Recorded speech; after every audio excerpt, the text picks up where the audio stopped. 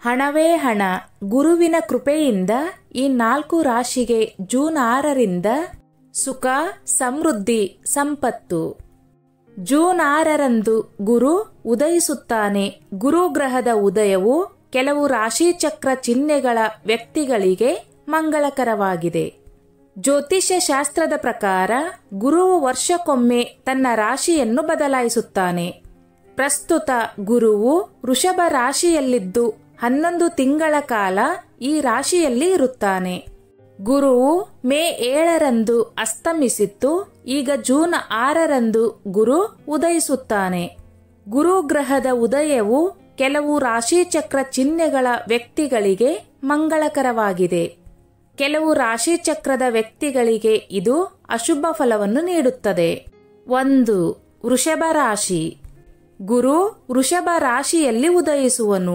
ಆದ್ದರಿಂದ ಈ ರಾಶಿಚಕ್ರ ಚಿಹ್ನೆಯ ಜನರ ಜೀವನದಲ್ಲಿ ಅನೇಕ ಸಕಾರಾತ್ಮಕ ಬದಲಾವಣೆಗಳು ಕಂಡುಬರುತ್ತವೆ.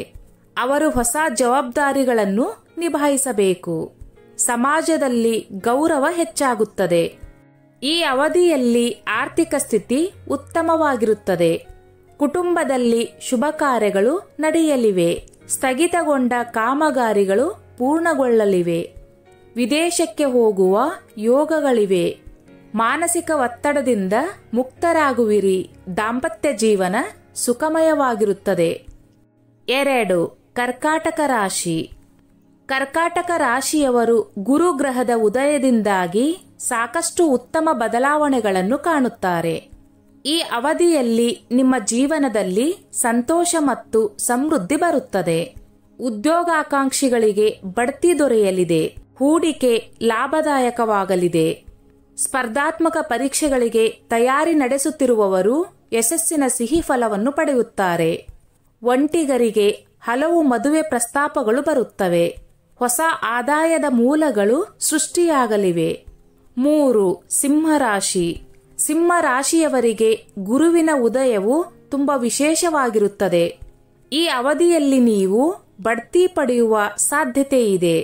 ಉದ್ಯೋಗದ ನಿರೀಕ್ಷೆಯಲ್ಲಿರುವವರಿಗೆ ಉದ್ಯೋಗ ದೊರೆಯಲಿದೆ. ದೂರ ಪ್ರಯಾಣಗಳು ನಡೆಯಲಿವೆ. ಹೊಸ ಆದಾಯದ ಮೂಲಗಳು ಕಂಡುಬರುತ್ತವೆ. ಈ ಅವಧಿಯಲ್ಲಿ ನಿಮ್ಮ ಗೌರವ ಹೆಚ್ಚಾಗುತ್ತದೆ. ಈ ರಾಶಿಚಕ್ರ ಚಿಹ್ನೆಯ ಜನರು ತಮ್ಮ ಜೀವನದಲ್ಲಿ ಅನೇಕ ಹೊಸ ಬದಲಾವಣೆಗಳನ್ನು ಕಾಣುತ್ತಾರೆ. ಹಣಕಾಸಿನ ತೊಂದರೆಗಳು ದೂರವಾಗುತ್ತದೆ ಮತ್ತು ಆದಾಯದ ಹೊಸ ಮಾರ್ಗಗಳು ತೆರೆದುಕೊಳ್ಳುತ್ತವೆ. ಕುಟುಂಬ ಸದಸ್ಯರೊಂದಿಗೆ ಸಂಬಂಧಗಳು ಬಲಗೊಳ್ಳುತ್ತವೆ. ಉದ್ಯೋಗಸ್ಥರಿಗೆ ಕೆಲಸದಲ್ಲಿ ಧನಾತ್ಮಕ ಬದಲಾವಣೆಗಳು ಕಾಣುತ್ತಾರೆ. ಕುಟುಂಬದೊಂದಿಗೆ ನಡೆಯಲು ಹೋಗಿ. 4. ವೃಶ್ಚಿಕ ರಾಶಿ. ವೃಶ್ಚಿಕ ರಾಶಿಯಲ್ಲಿ ಗುರುಗ್ರಹದ ಉದಯವು ವೃಶ್ಚಿಕ ರಾಶಿಯವರಿಗೆ ಅನೇಕ ಲಾಭಗಳನ್ನು ತರುತ್ತದೆ. ಈ ಅವಧಿಯಲ್ಲಿ ಅದೃಷ್ಟವು ಹೇರಳವಾಗಿರುತ್ತದೆ. ಭೌತಿಕ ಸುಖ ಪ್ರಾಪ್ತಿಯಾಗುತ್ತದೆ. ಮಕ್ಕಳೊಂದಿಗೆ ಸಂತಸದ ಕ್ಷಣಗಳನ್ನು ಕಳೆಯುವಿರಿ. ದಾಂಪತ್ಯ ಜೀವನ ಸುಖಮಯವಾಗಿರುತ್ತದೆ. ಹಣಕಾಸಿನ ಪರಿಸ್ಥಿತಿ ಉತ್ತಮವಾಗಿರುತ್ತದೆ. ಸ್ನೇಹಿತರೆ, ಈ ನನ್ನ ಮಾಹಿತಿ ನಿಮಗೆ ಇಷ್ಟವಾಗಿದ್ದಲ್ಲಿ ದಯವಿಟ್ಟು ಶೇರ್ ಮಾಡಿ, ಲೈಕ್ ಮಾಡಿ ಮತ್ತು ಸಬ್ಸ್ಕ್ರೈಬ್ ಮಾಡಿ.